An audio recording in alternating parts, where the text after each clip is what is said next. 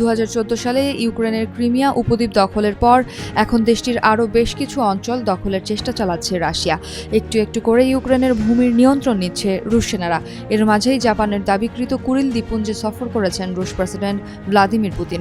12 August জাপানের উত্তরাঞ্চলের Hokkaido দ্বীপের কাছে অবস্থিত দ্বীপটিতে প্রথমবারের মতো ঝটিকা সফর করেছেন তিনি। এ ঘটনায় এখন তোলপাড় জাপানে।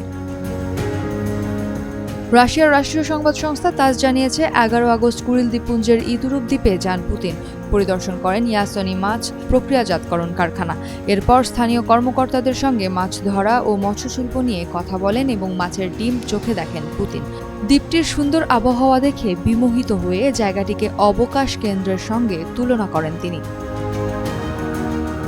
দ্বীপটিতে পুতিনের এই সফরকে ভালোভাবে নেয়নি জাপান, কারণ এই দ্বীপপুঞ্জ সহ কুরিলের কয়েকটি দ্বীপকে নিজেদের ভূখণ্ড বলে দাবি করে আসছে টোকিও। এসব দ্বীপকে নর্দার্ন টেরিটরিজ এর অংশ হিসেবে অভিহিত করেছে। অন্যদিকে এগুলোকে নিজেদের ভূখণ্ড হিসেবে নিয়ন্ত্রণ করে আসছে রাশিয়া।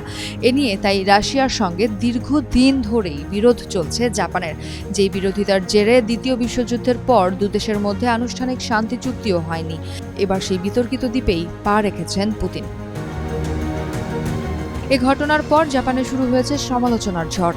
এর তীব্র প্রতিবাদ জানিয়েছেন জাপানের পররাষ্ট্রমন্ত্রী তোশিমিৎসু মোতেগি।